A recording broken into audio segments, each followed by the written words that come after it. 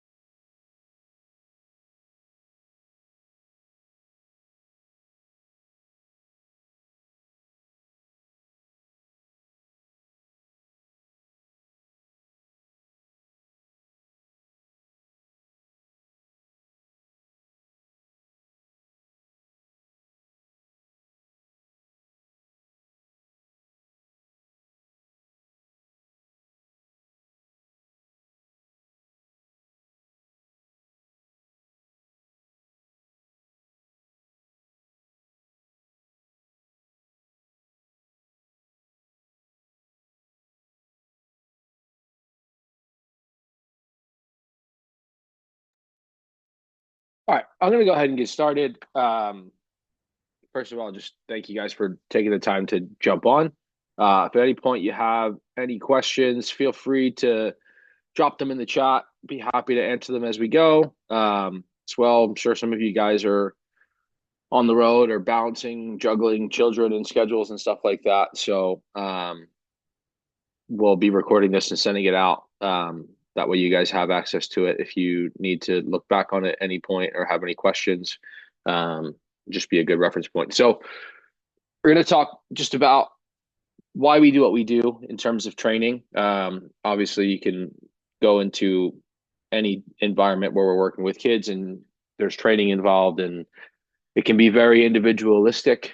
We've really tried to make sure that we have some consistency across the club. I will start by just saying the biggest caveat here is that every coach and every person is different. We have different personalities, we have different ways of communicating, but all in all, the focus for today is just kind of try to give you a glimpse into what underpins the decisions that we make as coaches. So I think it's important first off that we start with our why because it needs to tie back into exactly who we are as a club, what our goals, and again, how we see ourselves and what we're trying to achieve and who we're serving. So, our mission is that we use soccer as a catalyst for nurturing young individuals into creative problem solvers who make positive impacts on and off the field. Um, Key takeaways, obviously, being problem solvers, number one, and two, on and off the field, which we'll dive into and talk a bit about too. And then our vision is that we strive to be recognized as the most unified club in Pennsylvania and beyond, rather than a collection of teams. Um, so for us, it's more about making sure that there's again some continuity, some consistency, a sense of community, rather than just all of us are wearing the same jersey. So again, regardless of who the coach in the club might be, again, there's some differences, but at the same time, we all have the same goals, the same mission, same vision, and then again, the methodology in terms of how we go about hopefully delivering that on the field is what we'll talk about today. So I think the biggest thing that, and this is hopefully what's going to hit home today, is the fact that we want to make sure that everything that we do is evidence based. So obviously, there's tons of research, which is great. There's obviously years and years of professional experience and expertise. I've been doing this longer than probably most of your children, if not all of your children, have been alive. So there's plenty of experience.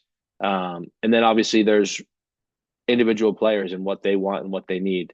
Obviously, the whole idea is that we're hopefully finding the sweet spot right in the middle, where we're backed up by evidence, we're backed up by our own experience, and hopefully it kind of fits into what the players would prefer and want as well. So the biggest kind of overlying theory I would say that we talk the most about at the club is self-determination theory.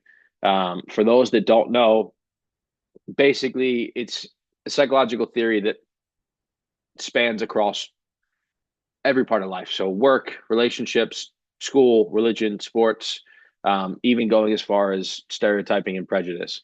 And the biggest thing I think that we can all kind of relate to in really simple terms is that we're better off when we're intrinsically motivated rather than extrinsically motivated. And that all kind of boils down to the fact that we all have three basic needs or desires. And the more that we can deliver those, then obviously, again, the more intrinsically motivated the kids will be. And obviously, hopefully, that provides a better platform for them to develop.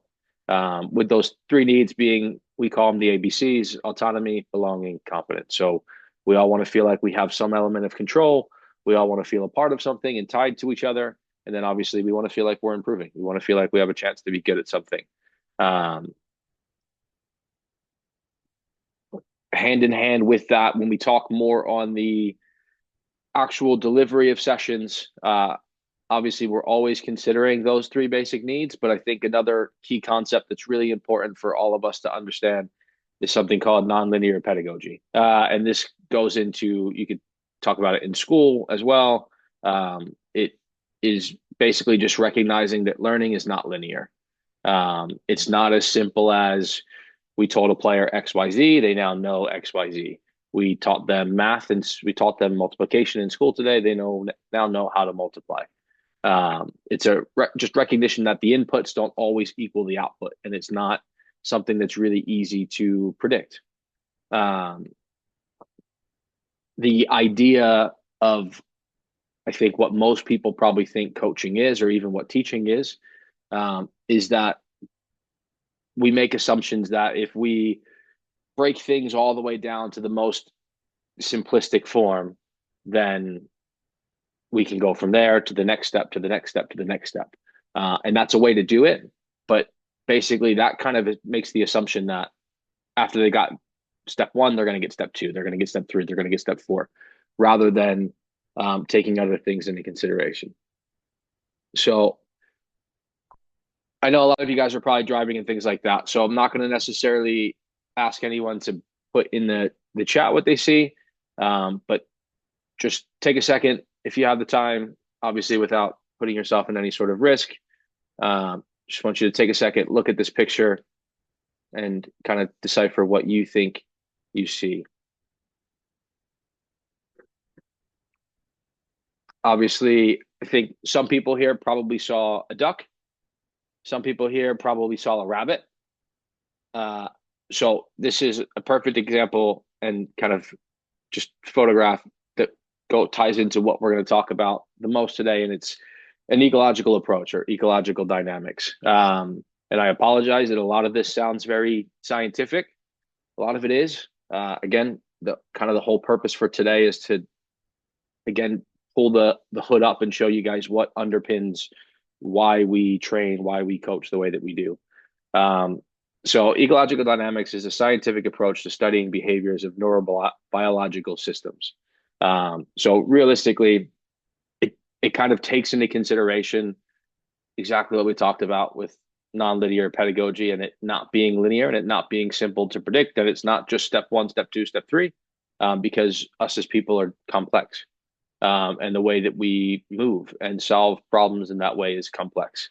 So it basically, it really ties in the idea that we need to make sure that these things in terms of perception, action, cognition ties into how we move. So again, what we're going to talk about in a bit is affordances, and those are opportunities to act. So we want to make sure that we're giving all of the players opportunities to make decisions, opportunities to act. Obviously, again, if we talk about something being extremely deconstructed and kind of all the way down to the nuts and bolts, and we're prescribing exactly what to do all of the time, in what we would probably, in most cases, assume coaching looks like, that's obviously not really providing those opportunities. They're doing what we asked them to do because we asked them to do it, rather than giving them the opportunity to make those decisions. Obviously, within that, I think something that's really important is that these affordances are they're specific to each individual. And I think the biggest challenge that coaches can have at times is that, and even parents, we might see an opportunity as something different than a child would. And in soccer sense, a forward may see an opportunity differently than a defender would. Someone that's 6 foot tall might see an opportunity different than someone that's 5'6". So we'll talk a little bit about the constraints, but just keeping that as just recognizing that that's a real thing. Again, kind of hitting the nail on the head here with making sure that we don't do things in a deconstructed manner, that things aren't linear.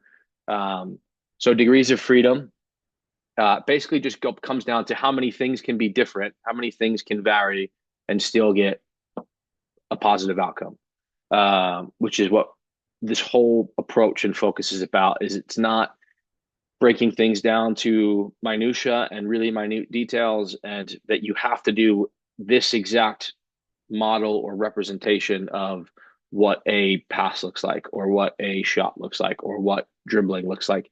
Because degrees of freedom tells us that everyone does it slightly different. And the same person is not even going to do it exactly the same way, probably ever again. So without going crazy on the data and boring you to death, I'm sure a lot of people on this call are aware of who Steph Curry is. If not, he's probably the best 3-point shooter that basketball's ever had. And I think it's important that we take these things from across sports as well, especially because in things like basketball, sometimes there's more recognizable and easy to track data. But basically, this just shows that in 100 free throws, Steph Curry never took the exact same free throw. They might look very similar, especially to us and the untrained eye. I know that I'm probably the least educated person when it comes to basketball, but at the same time, recognizing that if someone that is at that level still can't exactly perfectly replicate things, then us trying to teach children, especially early on, to do so is probably a waste of all of our time.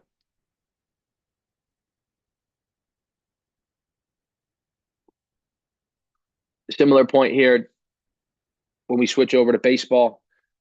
This basically just goes into how swings change in terms of what a swing might look like when it's a fastball coming at someone, what a swing may look like when it's a changeup.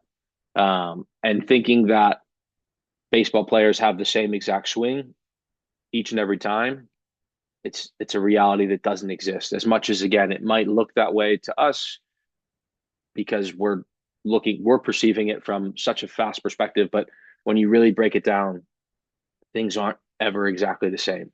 So again, how many things can be different? Basically recognizing that every person's going to be different, that there's not a perfect ideal technique. And that the most important thing is that the way that we move is based off of how we perceive things. Again, when a baseball player recognizes that it's a fastball, their swing is going to be different than when they recognize it's a changeup. And their swing would probably change if they recognize that it's a changeup later as well. So just recognizing that there's no perfect ideal technique of anything, because ultimately that would come down to who's actually deciding what's perfect. There's no real way to tell. What I will say, something really important that I don't want to get confused here, is we're going to talk a lot about constraints and how we use games as a way to coach, but there are what we would call essential variables, which are basically things that don't change to lead to outcomes that are positive. There's elemental variables, which obviously change based on the element, space, the time, the distance, the individual itself. Those things will change all the time, but also recognizing that there's certain things that in the majority of cases will remain constant to produce a good outcome. This might be if we're passing the ball over a certain distance using the laces versus using the inside of our foot. But still recognizing that we're not all going to strike the ball at the exact same spot on our laces, and we're not going to do it the same time, the second time we do it, the third time we do it, the fourth time we do it either. So again, we said we were going to talk about affordances, and this is kind of a good picture, I think, to represent that. I used this with our staff the other day, and it's just recognizing that even in everyday life, it's things that we don't even realize, but there's constraints in everything we do. Obviously, I think the most common one and frequent one and relatable one is that there's not enough time in the day for any of us to accomplish everything we want to accomplish. But in this case, you can see obviously walking down a path, there's barriers in the way. There's a million ways that we could get past this, right? We could go over it, underneath of it, around it, in between it. Um, and the thing that I would draw your attention to that I did with our staff, I thought was pretty powerful, was the way that you solved that when you were 7 probably is different than the way that you solve it now. And that's just because of who we are as people now has changed. And I'm sure, like many of you, I would be afraid to go over it just in terms of the impact on the other side at this point. But when I was 7, guarantee you I was going over it, underneath of it, whichever the most challenging way was. But those things change. And even within a 7-year-old, your 7-year-old might solve it differently than a different 7-year-old. So it's just taking all of these little bits and pieces and trying to apply it into sport. So a constraint-led approach, and this is our methodology. Again, this goes hand in hand. We talked about an ecological approach. This is more the nit and gritty, hands-on, how we manipulate the training environment. So again, there's 3 types of constraints that we focus on. There's the individual, which breaks down into structural or functional. So again, genetics, height, weight, flexibility, injury history, right? Players might solve something totally different after knee surgery than before knee surgery. We see it all the time in even professional sports. And then functional, perception, right? Attention, emotions, motivation. We know every day that these kids are different and they're going to show up and they're going to perform differently each and every day. Doesn't mean it's better or worse. Doesn't mean they're learning, not learning. It's just reality. They're dealing with different things on a day-to-day basis. There's things that they're dealing with that are constraining them outside of soccer, in classroom, at home, whatever the case might be. But realizing that those are things that a lot of times are obviously out of our control, and that us as people and them as kids and players don't even necessarily realize they're making decisions that revolve around that sometimes. Then there's the task. So the rules and regulations, equipment, parameters, um, playing spaces. Are we playing in a small space, a big space, a wide space, a narrow space? Are we changing rules and recognizing that that changes things too, right? If we played soccer without rules, it would look a lot different than if we play it with the 17 laws of the game that exist currently. So those things constrain what we can and can't do and what are possible solutions versus impossible solutions. And then the environment, right? Weather, lighting, sounds, values. So obviously, us as a club have our own core values.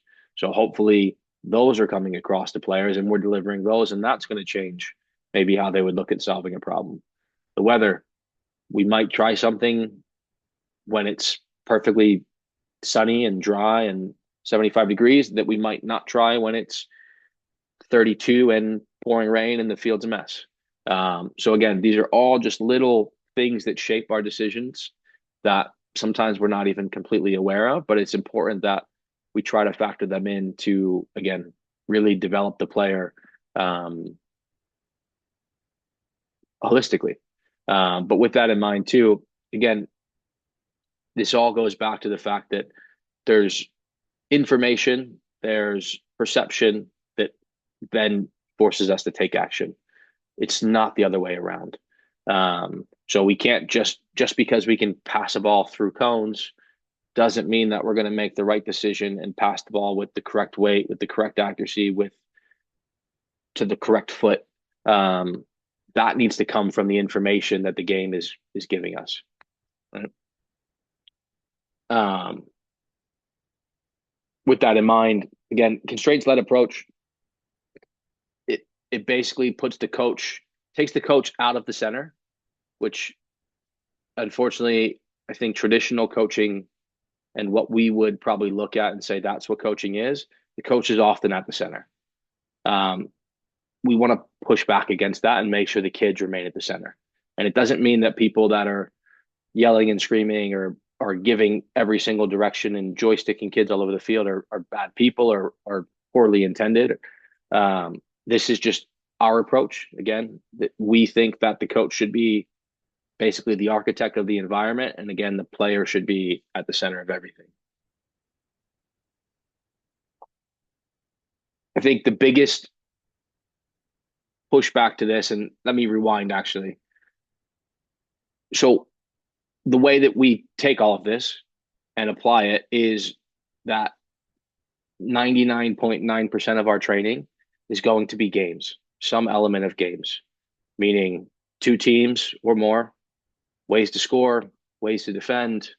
Um, Again, we're manipulating that game, and we're going to go into exactly how we do that. But basically, just have in mind that everything is going to be some sort of game if we believe the fact that we need to have players perceiving information to actually then solve the problem rather than breaking down into minute detail and then trying to progress it. Um,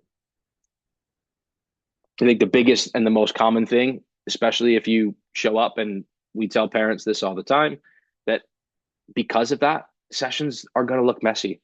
Games are going to look messy. It's really easy to set up a bunch of cones, have players pass through them, dribble through them, and it can look really, really good. Um, but basically, the way that we describe it is that's performing versus actually learning, right? The fact that a player can dribble through cones is great. And not even saying that there's not a time or a place for that or that that can't have a benefit. If you're doing anything soccer related or athletic related, it's probably going to have a positive impact on your sport. It's just at which rate.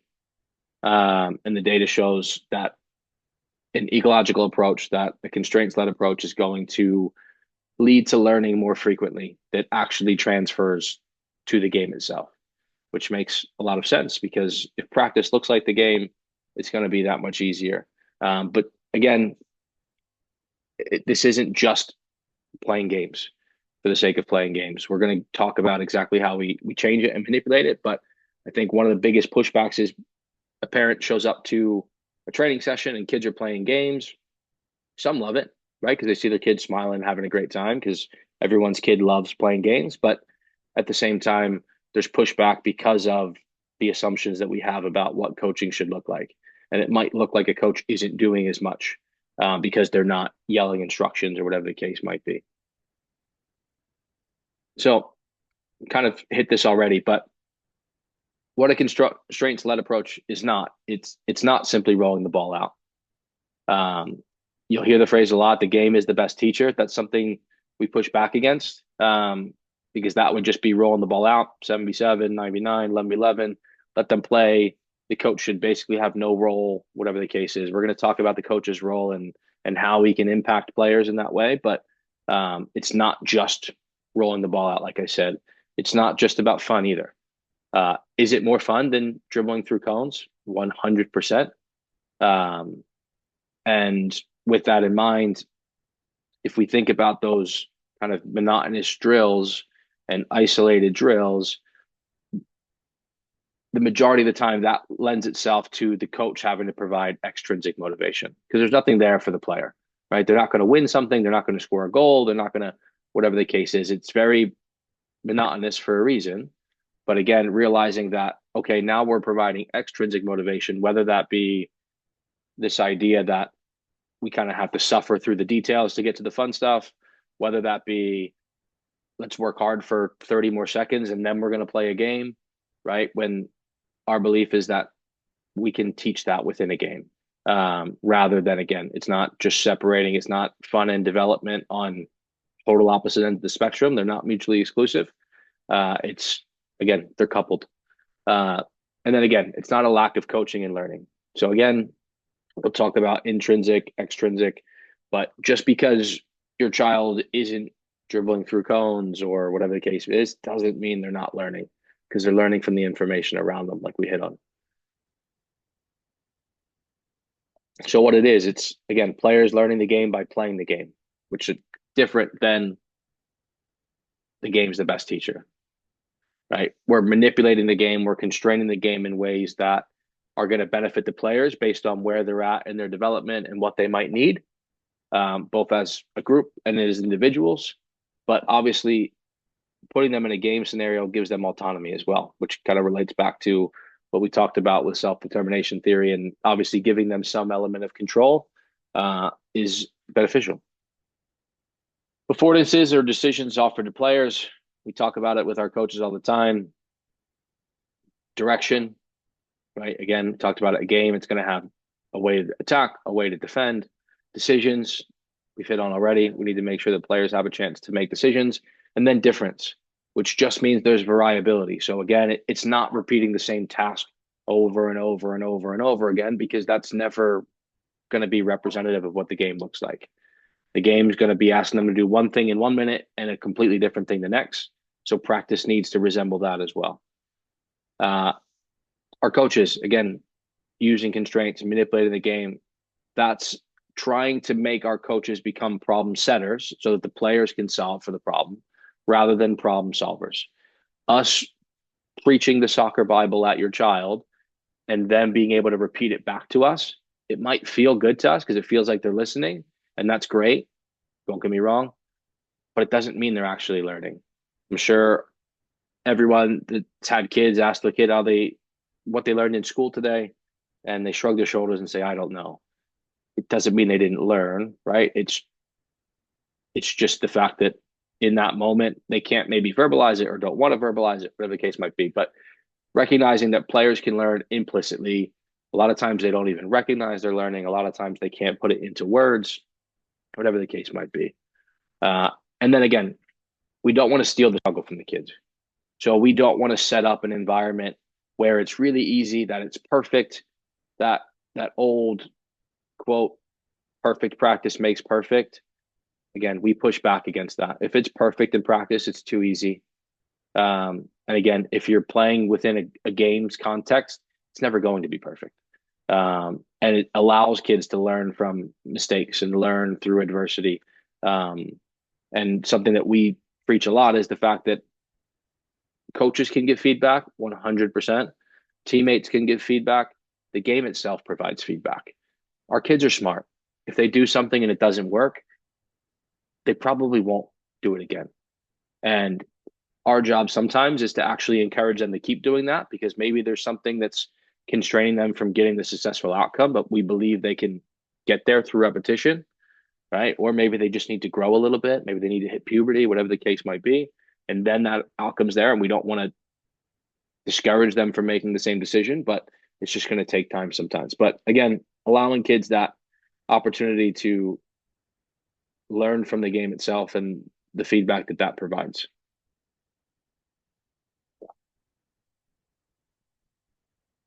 And then how it ties in holistically, right? So when we talk about the whole person, talk about us as adults, even, we learn from every environment that we're in. Whether we, again, recognize it or not, we're constantly learning.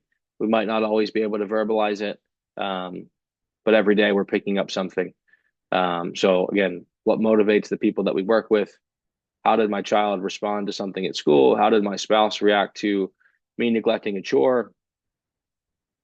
Right? We're constantly learning these things and adapting, and whatever the case might be. It again isn't even things that we might consider learning or recognize as learning, but they're data points, right? Hopefully, if my spouse doesn't like gets very upset if I neglect a chore, I'm probably going to learn to do that chore.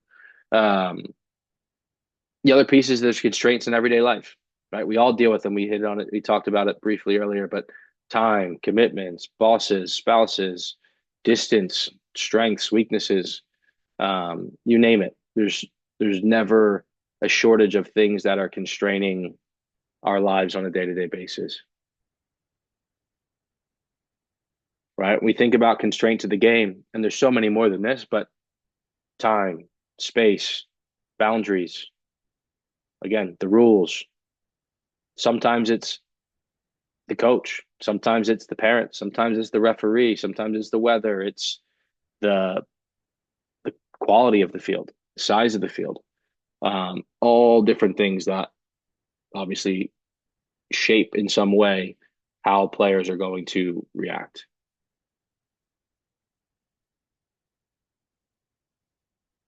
Again, hopefully it's getting through that. The biggest thing that if we're trying to prepare players for demands of the game, which is ultimately what's going to hopefully help them take what we've done in practice and apply it on the weekend, then training needs to look like the game. I think it's really important, though, too, that you as parents can recognize that one, the demands of the game are constantly changing. Soccer, even at the highest level 5 years ago compared to now, 10 years, it's constantly evolving. Um, because again, at that level, everyone's always trying to get a leg up and trying to get a result, and things change as a result. So I think the biggest thing, the easiest picture to kind of create here is people think about positions in kind of a linear or concrete way, right? At the top here, you can see the way that a team, in this case, Tottenham Hotspur in the Premier League, lined up. And you can see on a graphic, it looks super nice and clean and easy to understand, right? And this is how a lot of times we might look at the game. My kid is playing left wing, my kid is playing right wing, my kid is playing center mid. So therefore, they should be here, they should do this. And it's that concrete, it's that cut, cut and dry.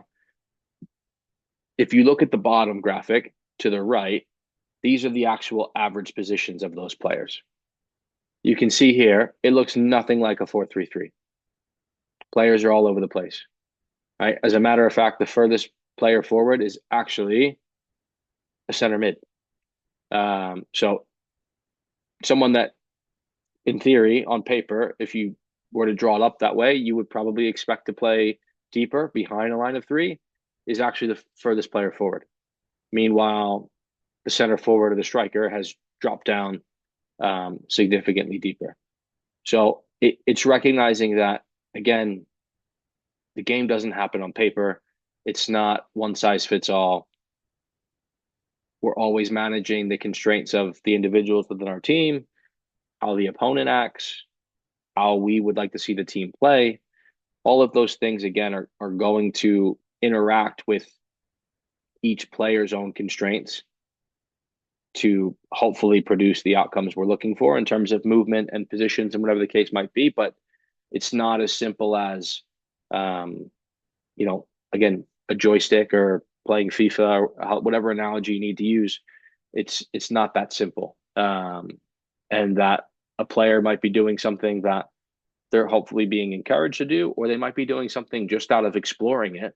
And I think that ties back into the idea just that, especially with young kids, we say it constantly with our staff, the games are just practice.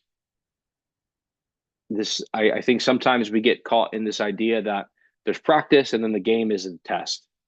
The game is just practice. That's all that it really is. They're going to play, if they want to, 1,000 more games, right? They're not playing for a paycheck. They're not playing for an opportunity to play for the national team just yet. So it really is, that needs to be an opportunity for, again, them just to get more feedback on the decisions they're making, um, through the constraints of the game, through whatever it might be. But just recognizing, again, the demands of the game aren't as simple as sometimes we'd like to make them out to be. Um, and I guarantee you, these average positions would look totally different against another team. If they were to play against Manchester City or Barcelona, who usually has 75% of the possession, they're going to be a lot deeper. So it's just recognizing that this all comes down to players making decisions. And it's not coaches, again, moving these players all over the field. So the coach's role within this, obviously, it's recognizing an awareness of individual constraint. So It might be recognizing that a smaller player has the constraint of they're not going to be able to win a lot of physical duels, right? Or someone that just hit a growth spurt is going to take a little bit to kind of grow into their body. And what they used to maybe be able to catch up to on a run isn't the same way they're running now. Right. At the same time, it's school, it's home, it's recognizing that all of these things are going to impact how the kid shows up on in training and games, whatever the case might be. So it's being aware of those first and foremost on the individual side of things. Um, and then obviously more on the soccer side and the task side, it's identifying the problem that individuals and the team need to learn to solve. Right. So it's we were really good building out of the back, but we really struggled to win the ball back quickly after we lost it. Right. That in itself is something that is a skill. And it's recognizing that not just that, but within that, there might be a specific player, a specific position that needs individual coaching, right? Not in a way that again is just super explicit and us prescribing them with the solution and telling them exactly where to go, but it's then creating an environment where there's room for learning to occur um, within the game again, right? So whatever the numbers are, whatever the constraints are within training, hopefully they're being designed with not just the team in mind, but also the individuals. So if there's a player that really is struggling with playing out of the back as a defender, we can manipulate the game in a way that that player has a little bit more time and a little bit more um, freedom in terms of they're going to be less likely to make a mistake, right? We might put them in a defensive zone and say, no one else can enter that zone when this team has the ball. That gives them that safe space, hopefully the repetition that again is usually one of the things that is, I guess, one of the pushbacks against the constraints that approach is that, well, don't they need repetition at doing these things? The answer is yes, 100%. It's just doing that in a creative way within a game to give that individual player that might need it those repetitions, but also not spending 20 minutes of practice doing something because one, two, three players need it. And then again, within that environment, obviously we want to support them through their own exploration, right? So we want players to explore. That's what this is all about. Because what works for one kid doesn't work for another kid. What works for one kid might spark an idea for another kid. Um, and again, this isn't just a free for all. Like we said, it's not just rolling a ball out and letting the kids play. It's helping guide where they may explore, right? So it's putting up guardrails at times that are ineffective solutions, but also recognizing that there's wiggle room, there's degrees of freedom, right? So the way that I might have solved it when I was playing is going to be different than someone else solves. It doesn't make my way right, doesn't make my way wrong, but why should I force someone else to do it the way that I did it when they're a different person with different constraints than I had? And then again, problem setting, problem creating, right? So that players have the opportunity to solve it. And just recognizing that we're not there to prescribe, we're not there to explicitly give them the information because it's really only going to stick. It's really only going to transfer if it comes implicitly. Um, Implicit learning is way more resistant to decay over time. So it's more likely to stick. It's more likely to stay within them rather than I'll use it for an example, Pythagorean theorem in school, right? We all learned it. We all had to, right? But because I was extrinsically motivated to learn it because I had to learn it for a test. It's not something that I would be able to teach now, right? Because it's just, again, it doesn't come from within, right? Just a couple graphics just to kind of show you what this might look like and how it all ties in. Obviously, again, we talked about the demand of the game. We talked what we're going to talk about a little bit now is actually designing the practice and making sure that those two things align, right? And additionally, when we talk about constraints, and in this case, it's task constraints or environmental constraints, right? We can change the size of the field, right? As a coach, I can say we're going to play in a grid that's this big, that's this wide, whatever the case might be. I can say we're going to play with these parameters. We're going to play with the field cut vertically in thirds. We're going to play within a big box with a small box in the middle, right? So I can add markings, parameters, whatever the case might be. And then obviously players. How many players am I using? Is it even numbers? Is it uneven numbers? And making sure that, again, that's representative of the problem that we've identified that we need to help the players solve or guide them to solve.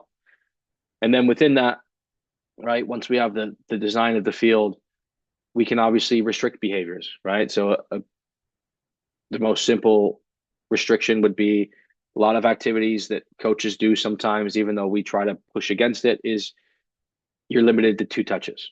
You're limited to 3 touches, right? Or there's bumpers on the outside or neutrals on the outside that have to stay on the outside, right? That's a restricting behavior. A lot of times we can just relate things, right? Or we can basically we can focus their intent, right? So we can say, hey, we're playing this activity. I want you to think about when and where is the right time to play into our center mid from the back, right? I didn't give any rules. I didn't restrict them. I didn't change the way that it's scoring to reward them, which we'll talk about in a second. But that's just having that intention and drawing their focus there is probably going to have some level of impact on the activity. And then obviously rewarding them, right? So really simple. If they score a certain way, it's worth 2 points. If they score a different way, it's worth 1 point. And making sure that all of those things hopefully align with what you're trying to create in terms of the problem. The same way that we talk about perception changing our action, all of these constraints interact with each other, right? So it's not just, we can't look at it as this constraint does this constraint does that, because if I do this constraint on a much bigger field, it's going to have a different impact than if I do it on a smaller field. So again, it's utilizing all of those tools, right? And then the photo to the right is just really simple, right? It's a representation of, hopefully our goal is for it to be as representative as possible, as often as possible. It doesn't mean that everything, again, is a 7v7 game. Sometimes it might be 1v1. It might be 2v1. It might be smaller numbers. It might be, again, with restrictions, which obviously that takes away from how representative it is of the game, because players aren't restricted in the game. Same thing goes with reward sometimes. So it's not necessarily saying that we're always trying to get to a 10. We're trying to get as high as we possibly can with the group of players that we have. So it's knowing our players, knowing what they need, and where they're at, right?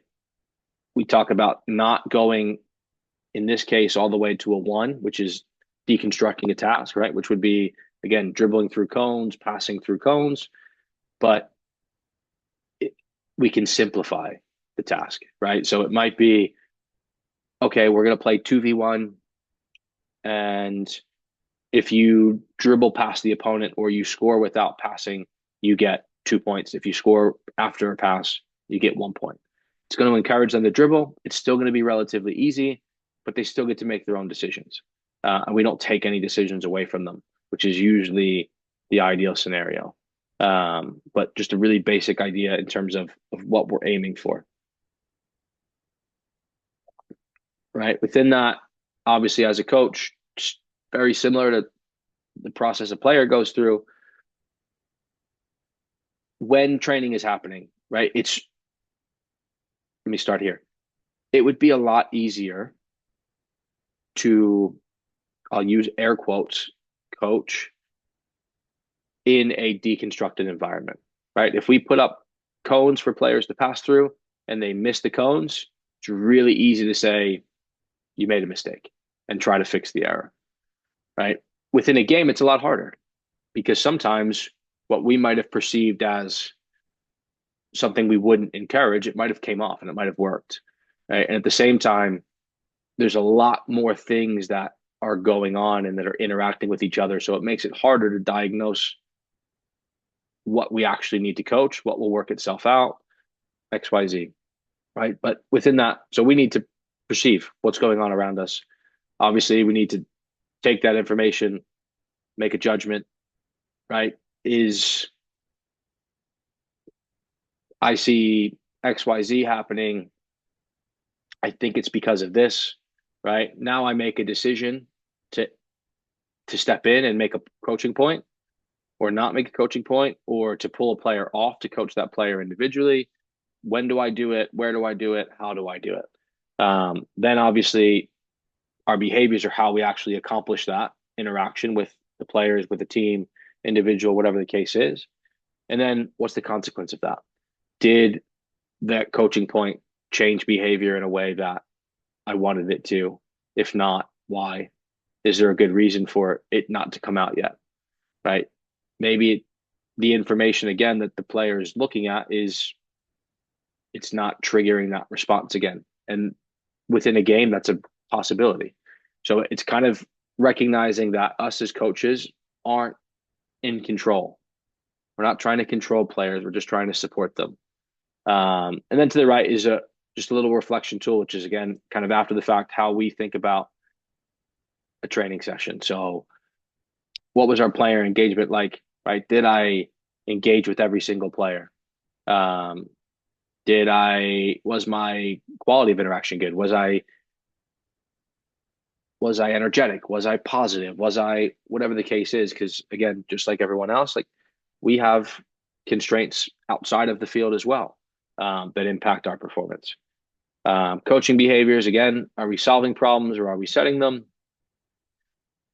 Our learning objectives, do we think the players learned what we wanted them to learn? I think it's really important too that we recognize that players learn a lot more than we teach.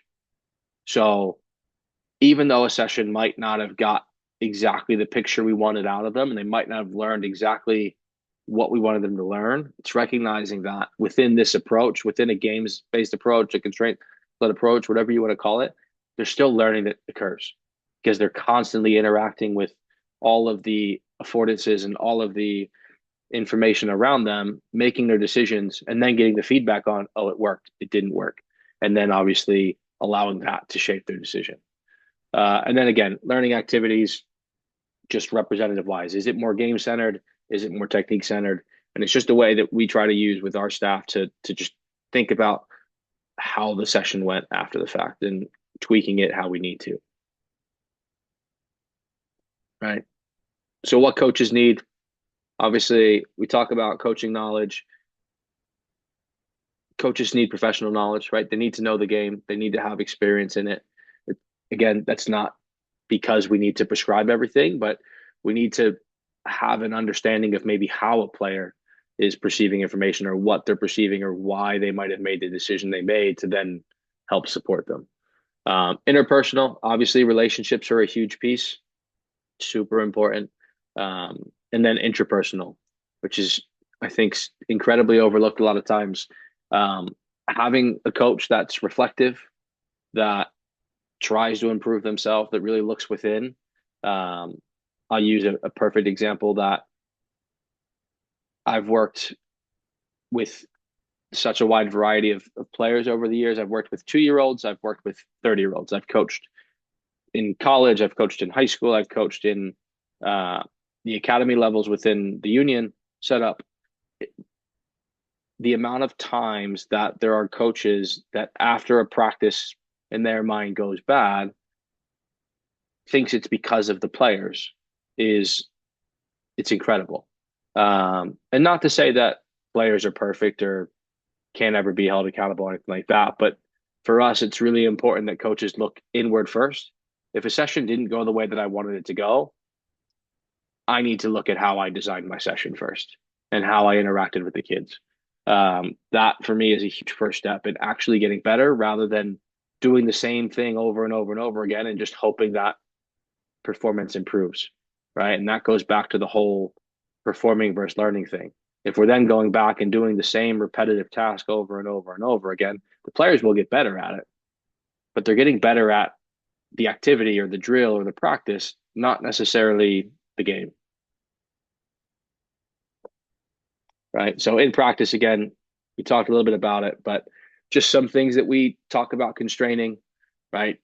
And we talk about constraining the field. We can have a wide field, a big field, a narrow field, a small field. All of those are going to have different impacts on the game. Recognizing again, when we introduce other constraints, that impact changes, right? So we talk about the pitch, we talk about the parameters, again, how we divide the field up, any markings that we create, and then we talk about the 3 R's. So restricting, rewarding, relating, and making sure that we're aware of what they all might do separately, but also aware of the fact that that the impact of that separate is going to be different than that impact that the impact of that with another constraint. So again, if we play on a wide field, but then we restrict the players, we put again neutrals or bumpers on the outside and we restrict them there, right? We might get the players to start playing out wide because those players are free and they're open and whatever the case is.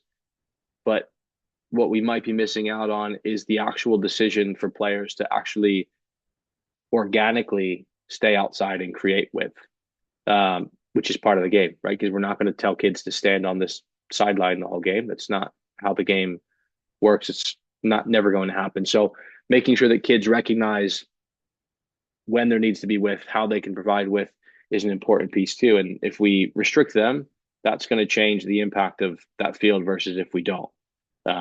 Because if we don't restrict them, again, it might be really messy at first, and the players might not provide with, so they might not use that whole wide field to the best of their ability, which again leads to mistakes, turnovers, whatever you name it, right? But that's what then gives us our opportunity to teach.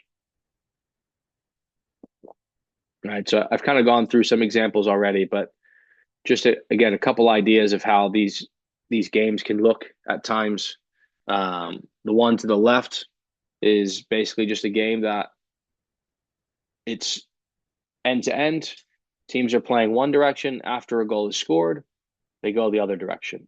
They move to the goal to the right and they go the opposite direction. So within a game, no, not, without me having to say anything, they go from playing on a long and narrow field to a wide and short field, right? And that creates different problems in and of itself. Um, Again, this is a little, we call it a cross the river game, but basically you can constrain it in different ways, right? So in this one, if the players pass the ball from the white team to the blue team, they get a point. But if they can play backwards to their goalkeeper before they play it across, they get an additional point, right? And that's just maybe for a younger group, getting them comfortable using their goalkeeper in possession, getting the goalkeeper comfortable with using their feet when they're in front of the goal, because that's a big task to ask of young players. But again, rewarding them will obviously probably drive some of that behavior. And then what you're hoping for is that you can create enough successful outcomes that then builds the confidence to do it, right? And then the last one is really simple, right? A game, fields just cut into thirds in terms of vertically, right? If you can make a pass or connection in each of the 3 thirds, you get 3 points. If you regain possession as the defending team in the attacking third and score, you get 3 points. So again, I think one of the biggest things I'll say is that the approach is very focused on successful outcomes rather than successful technique, for lack of a better phrase. So it's getting away from this idea that this is how you pass a ball. This is the only way you can do it. Deconstructing it to the most minute, boring for players level, and then trying to progress from it. There's data out there that actually shows that the information that surrounds our learning is super critical. And if we actually add information later, it actually can negatively impact how well we can do the task. So there's a basic study done in early 1990s, I want to say, and it basically just came down to, it was a pointing task. So people had to basically reach and point to a target. Really simple task, nothing you would expect anyone not to be able to do. Pretty obviously, there was one group that was allowed to see their finger the whole time. There was one group that couldn't see their finger the whole time, but they could see it up to a certain point. The group that could see their finger the whole time did really, really well. Um, what they then did is actually then took that group and took their sight of their hand away and then reintroduced it, and the performance actually went down. So they were less able to do it once they gave that information back after the fact. So it's just recognizing that, again, the context in which they learn is super important. And it might not, again, it might not be everyone's cup of tea in terms of, again, a child might not be able to tell you exactly what they picked up. Even as a coach, they might not be able to repeat answers back to us because it's going to be different, and for everybody. So that's kind of the approach. So again, just to kind of overview, right? The goals of a constraints-led approach are, we want to destabilize, or we want to expose any existing solutions that players have that might be problematic, right? And it might be problematic in a number of ways. It might be problematic because it's not going to work forever, right? If it's a player that right now is the fastest player on the field at 8 years old, puberty is going to happen. We don't know how that's going to affect things. So we don't want to put all of our eggs in that one basket for that kid and just allow them to rely and rely and rely on that, because who knows what's going to happen, right? It could be a situation where the way someone's doing something could be a potential injury risk, right? Either way, we want to expose that problem within a game, not just, again, telling them, hey, don't do that, you can't do that, do this instead. It's more finding a way to constrain the game to allow them to do that, but then hopefully you're creating an environment where the feedback from the game is then going to be negative, right? That might push them away to go explore different solutions. Again, encouraging exploration and self-organization. So it's recognizing that for them to be effective long term, they need to be able to self-organize. And I think a really easy way to think about this, again, in relation to there not being a perfect ideal technique. A basketball player goes up for a layup, a shot, whatever the case is, and there's contact, they're going to change how their shot looks, right? And that's not something that's necessarily going to be coached. They might be put in an environment where they're dealing with contact, but how they go and get that shot off in the moment is going to be completely self-organized, right? It's just finding a solution that works for that problem. Amplify context, right? So again, make sure the information is there. I think it's really important with that in mind that we talked about intent and making sure that we're guiding their focus of attention towards the information that we want them to perceive, to hopefully get them making decisions that align with what we're trying to achieve. So rather than, again, saying, hey, when this player's here, this player's here, you need to do this, it's guiding their attention towards what they need to perceive to make a good decision. Inviting affordances, right? Again, just giving them opportunities to act. Again, being specific and making sure that hopefully the constraints that we put on a game are giving them the affordances that we feel they need to basically get those repetitions in to improve. And then again, multiple feedback loops, right? There's the feedback loop from us as coaches. There's the feedback loop from the game, making sure that it's not just one or the other. And then task manipulation. So again, using different equipment, how we use equipment, space, time, instructions, goals, rules, all of those things to change maybe how they solve a problem, or where they explore or how they explore. And then the goals of it. Obviously, we want them to improve their performance.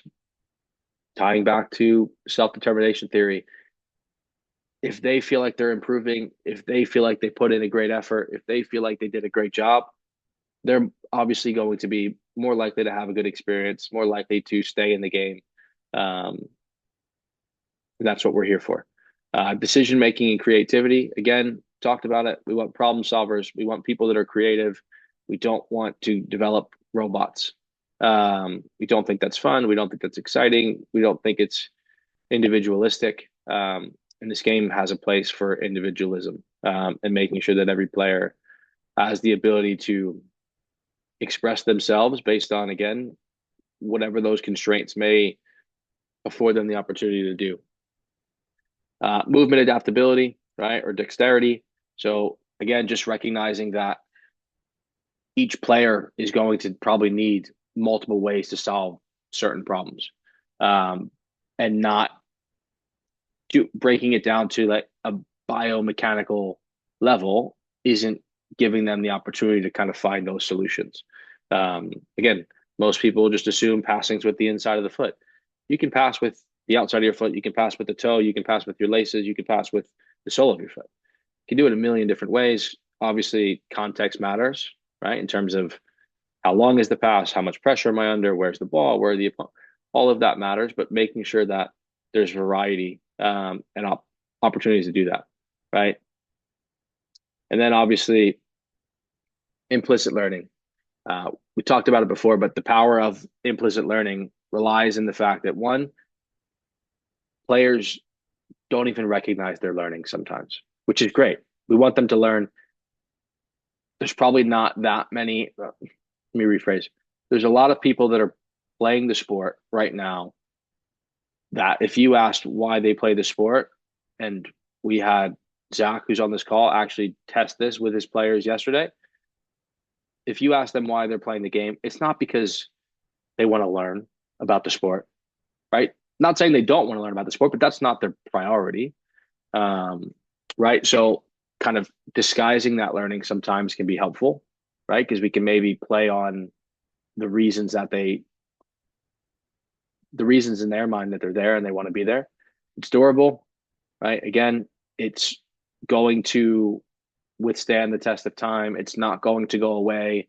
Like all of the information that you got in grade school that you no longer use, and probably couldn't use if you tried anymore. Again, difficult to verbalize. We talked about everyday involvement, right? It's recognizing that, a lot of the things, such as within a game, obviously there's communication, there's social skills that are coming alive as well. That's obviously going to have an impact. Obviously, just basic motor skills and motor control, is going to possibly impact some of them and things that they do in their lives, careers, whatever the case might be as well. And then again, stable lifespan. So it's more likely to stay with you as you go on, right? Perfect example would be, again, I couldn't tell you, probably couldn't do my fifth grade math test anymore, but I could tell you how I solved this problem or made this play on a soccer field, because I was intrinsically motivated to play soccer, not necessarily to do math, science, social studies. Uh, awesome. I got it right in an hour. Um, are there any questions, thoughts? Happy to hang on and take as many as there are if you have any. Um,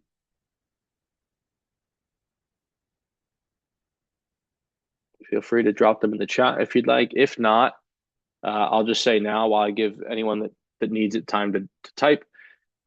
I appreciate you guys jumping on this call and taking the time to just learn a little bit about it. Again, I know there's a lot of, how do I want to phrase it? There's a lot of kind of details and stuff that probably gets overlooked in terms of why coaches are coaching a certain way or why we're doing things a certain way.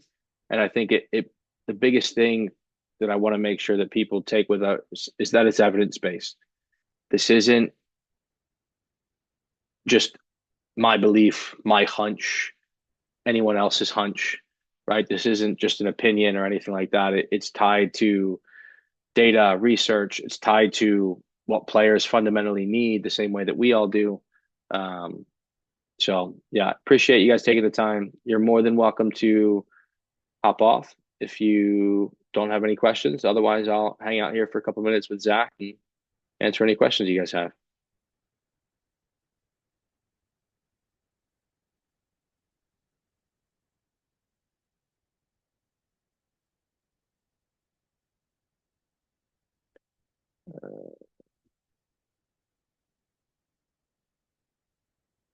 Wait, hold on one second. Yeah. How do I